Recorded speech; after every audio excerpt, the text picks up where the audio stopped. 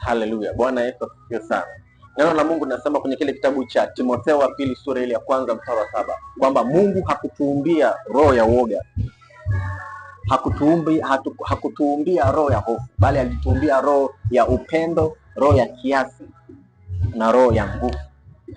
Kwa hiyo unapopata hofu, unaposikia hofu, no matter what the source is, yani haijalishi hiyo chanzo cha hiyo hofu imetokea wapi, iwe ni kazini, iwe ni kanisani, iwe ni nyumbani, iwe ni popote pale, mtaani, kwenye familia, kwenye mwili wako, kwenye uchumi, kila eneo, biashara na mambo kama hayo.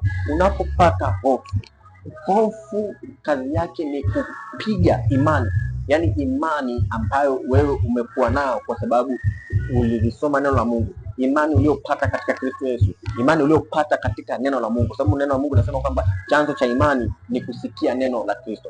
Kwa hiyo ile imani ulionayo, adui wake ni hofu, adui wake ni mashaka, adui wake ni wasiwasi. Mungu anasema kwamba kwenye kile kitabu cha Waebrania sura ile ya 10 mstari ule wa 38, neno la Mungu linasema kwamba hatumo miongoni mwao wasitao wenye kuenda katika mashaka. Hutakiwi kuwa miongoni mwa watu, hautakiwi kuwa mtu wa mashaka, hautakiwi kuwa mtu wa kuenda katika wasiwasi. Mungu anasema yeye ni Mungu ambaye mwenye haki wake ataishi kwa imani. So imani ni ingredient ya muhimu sana katika kumtumikia Mungu. Yaani ni kiungo cha muhimu sana katika kumtumikia Mungu katika Kristo Yesu. Imani ambayo inapatikana katika neno la Mungu. Kwa hiyo imarisha imani yako kwa kulisoma neno la Mungu kwa wingi. Tafuta muda, usikubali ubizi au hali ya maisha sasa hivi yakakuzuia wewe usisome neno la Mungu, because you need it. Dumu katika maombi, dumu katika kumshukuru Mungu, dumu katika kumtukuza Mungu ndani ya neno lake, kwa sababu imani chanzo chake ni kusikia neno la Mungu. Kwa hiyo hofu, kama nilivyosema hapo awali, hofu kazi yake ni kupiga ile imani. Kwa hiyo unaposikia umepata hofu, maana yake ni kinyume cha imani, na hiyo ni silaha kubwa ambayo adui anaitumia ili kupiga imani mtu asimwamini Mungu. Kwa hiyo inawezekana umefanikiwa kusoma neno kwa wingi, umekariri na Bible verses, umekariri mistari kadha wa kadha. Inawezekana umefanikiwa kuomba, unajitahidi kuomba, kweli umevuka hapo. Inawezekana unajitahidi katika ibada za kila siku, za kila wiki, lakini kwenye imani adui anakuweza. Kwa nini? Anakuweza katika hofu.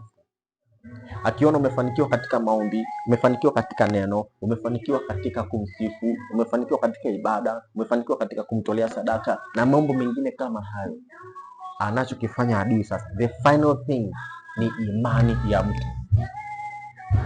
Usiruhusu imani yako kwa Mungu ikaondoka.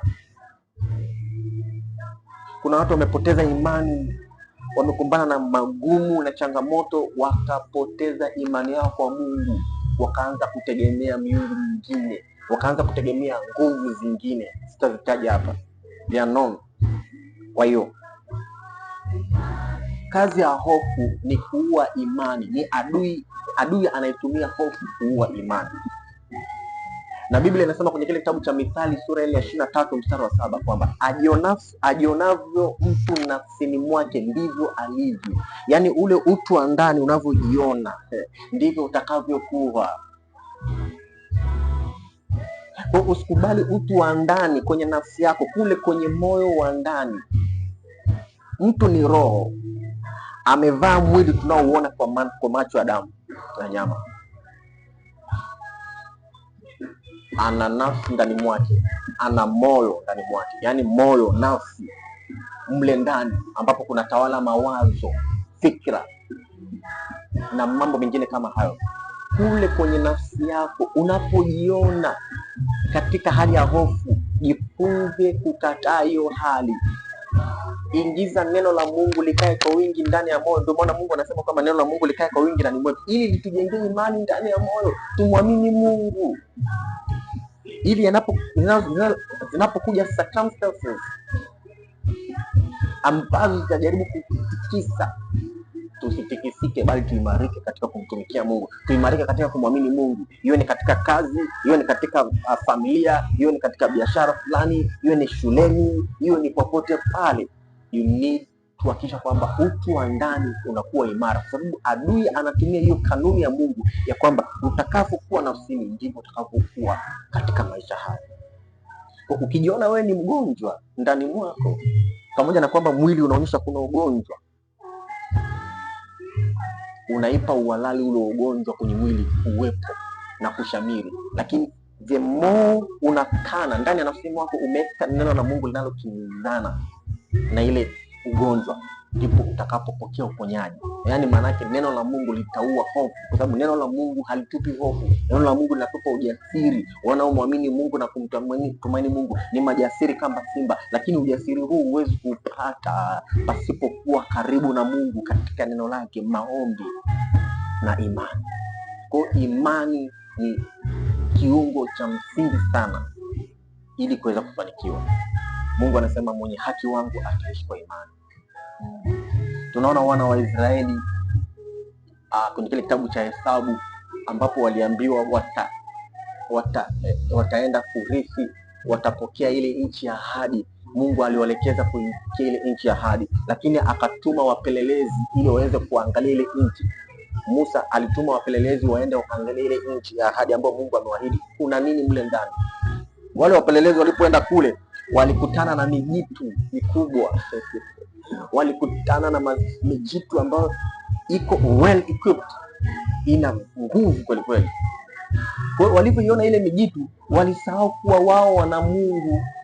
Kwa hiyo wakaiona ile mijitu ndani ya nafsini mwao, wakajiona kuwa wao ni panzi. Yaani just imagine wewe mtu wa Mungu unajiona kuwa panzi. Wakajiona wao ni mapanzi. Wakarudisha habari kwa wana wa Israeli na kuambia kwamba jamani, kule tulichokiona, yani Mungu huyu mbona anataka kutuua, anatupeleka kwa hiyo mjitu. Kwa kweli Bwana Yesu asifiwe. Bwana Yesu asifiwe.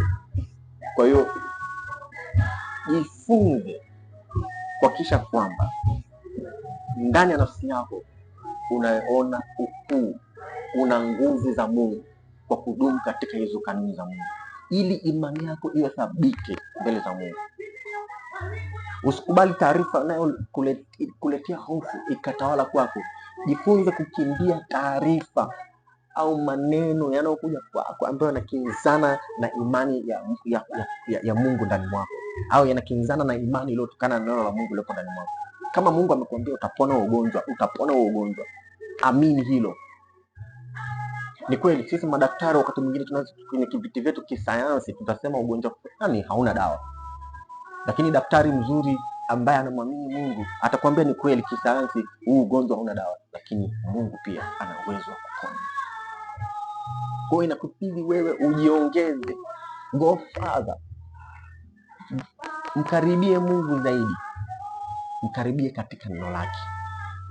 Naye atakufanyia, kwa sababu Mungu wetu sio muongo. Sio mtu hata aseme uongo, sio mwanadamu hata ajute.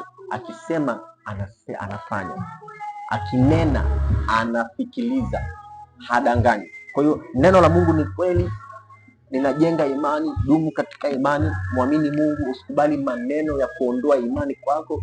Usikubali chanzo chochote kile cha hofu. Hiyo ni ugonjwa, hiyo ni maneno umesikia, hiyo ni taarifa fulani umesikia, hiyo ni kitu fulani umekiona kikakujengea hofu ndani. Kinzana na ile hofu. Piga goti. Sasa na uelewa neno la Mungu. Mwambie Mungu, omba Mungu akutie nguvu. Usikubali kupoteza imani. Mungu akubariki sana. Mungu akuzidishe. Mungu akusaidie kuweza kuvuka katika hali fulani ambayo ulikuwa unapata changamoto ya kuvuka, na hofu kabisa istawale kwako, kwa jina la Yesu Kristo. Amen.